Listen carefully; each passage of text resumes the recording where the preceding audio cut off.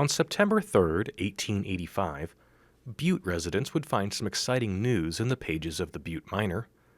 The Butte Electric Light Company would run a power line to your house and light up your home with beautiful, clean, odorless electric light, and they'd set it all up free of charge.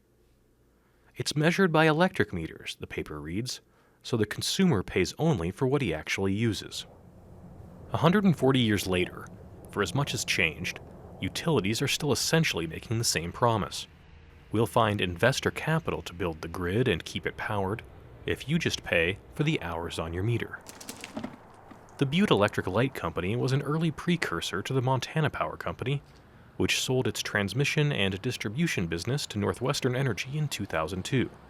Northwestern, now Montana's largest electric and gas utility, is adding its own chapter to this history of corporate consolidation. In August, it came out with plans to merge with the utility next door, Black Hills Energy. If regulators approve, the two companies will become one and serve customers in 8 states across a huge swath of the middle of the country. There's no plan to rebrand either unit anytime soon, though.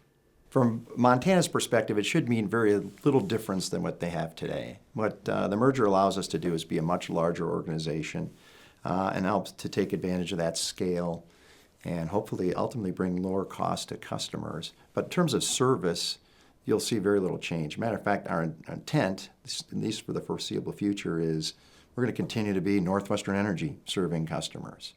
Brian Bird is the president and CEO of Northwestern, and he's the pick to lead the bigger company. His counterpart at Black Hills plans to retire. The utilities have a lot in common.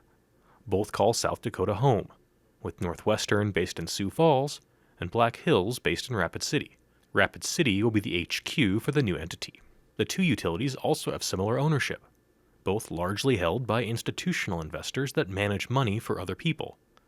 So if you have a 401k or other fund with an outfit like Vanguard or BlackRock, as tens of millions of Americans do, chances are you may own a tiny piece of these companies as well. For now, all of this is just a plan. They'll have to ask state regulators for permission to complete the merger. In Montana, it will be up to the Public Service Commission. State commissions like these play a key role in the industry. In lengthy proceedings that involve a lot of lawyers representing different interests, utilities have to ask commissioners for permission to do a lot of things, so the decisions they make can have huge impacts on customers and the company's bottom line. That's why Bird says it's helpful for utilities to be spread out over different states, so the decisions of any one commission don't have as much sway. Yeah, right now we're 85-ish, 90% Montana, and if you have a single bad outcome in a particular outcome, it impacts your performance. And if you consistently get poor outcomes, it doesn't look good from an investor perspective. That diversification, where it's not relied upon all solely on one particular jurisdiction, on a going forward basis, even after the merge, Montana is still the largest utility, just over 30%, but it's not 90%.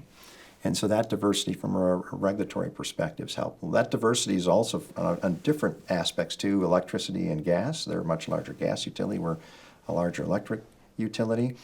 And just from a scale, back to the size aspect, the diversity is helpful. Can you give some examples of what bad outcomes are? Like what is that? I think that a viewer might not know what you mean by that. Yeah, a bad outcome is we're have an authorized rate of return that we could earn. I think people think it's a guaranteed return. It is by no means guaranteed. And ultimately, if you don't get recovery of your costs, all we ask for when we do a rate review is to get recovery of our costs and get a return on the capital that we invest. That's all we're asking for, at the appropriate return that's agreed upon. If you don't get that, you earn something much less than your authorized rate of return, more like 7%, when other utilities are earning 9-ish to 10%. And so investors have choices, and they can go put their money in jurisdictions that give better returns to their utilities. That authorized rate of return he's talking about is a cornerstone of how the industry is set up. Build infrastructure, get paid, a government-approved amount. And this made a lot of sense when the industry was getting going more than 100 years ago, because policymakers wanted to expand electricity service. That was a reasonable public policy goal at the time. And so they tied the industry's profits to its expansion. Ari Pesco leads the Energy Law Initiative at Harvard Law School and studies the industry.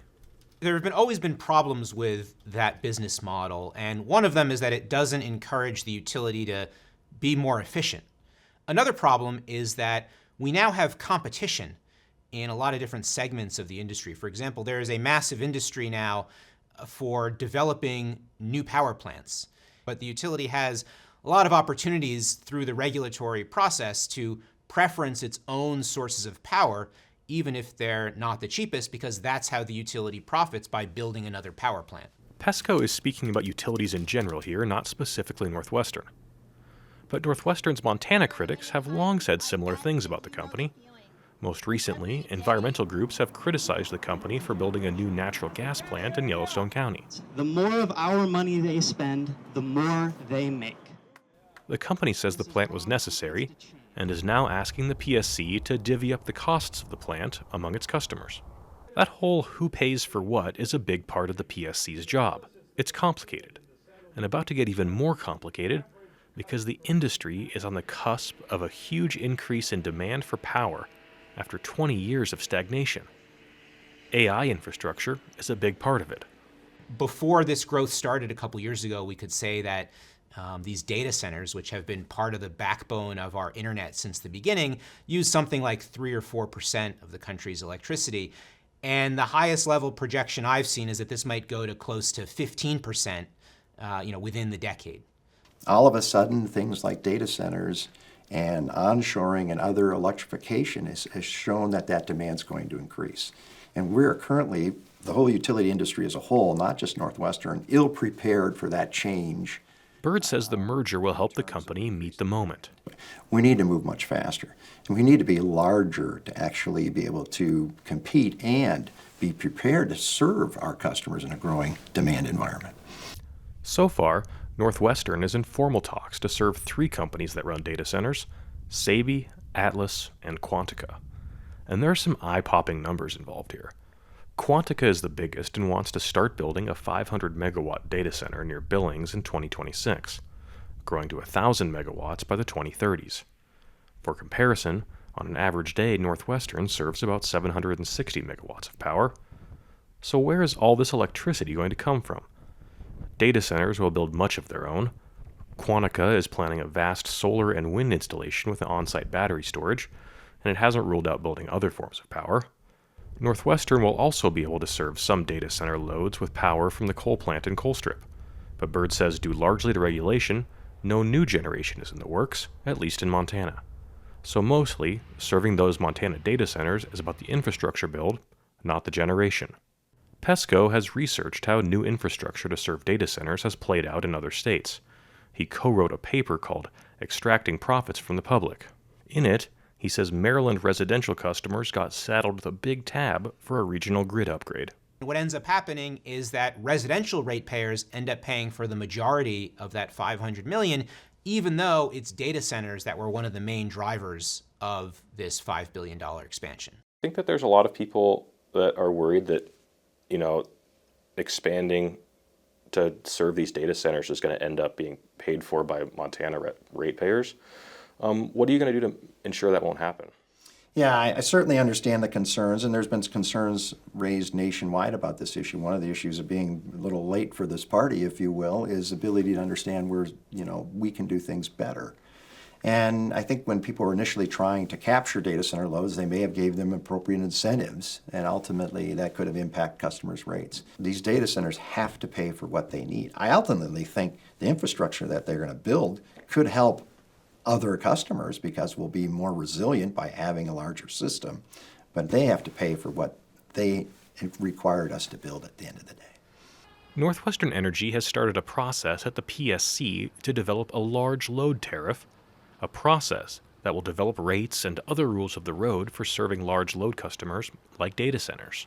A data center tariff should offer more transparency for the public as compared to the utility just negotiating in secret with each particular data center, and then potentially having a series of one-off deals that the public doesn't have any knowledge of. So I think in general, a tariff is the way to go, as long as all of the key terms and conditions are being made public as part of that process. And if there's robust participation, as I expect there would be, from parties like the state's consumer advocate, from industrial consumers, and other groups that will have an incentive to weigh in and try to make sure that every data center is paying for every penny of the infrastructure that the utility is building to support this growth.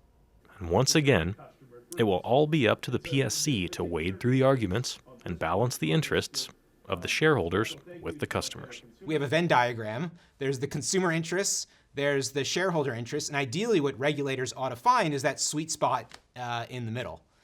For Impact, I'm Stan Parker.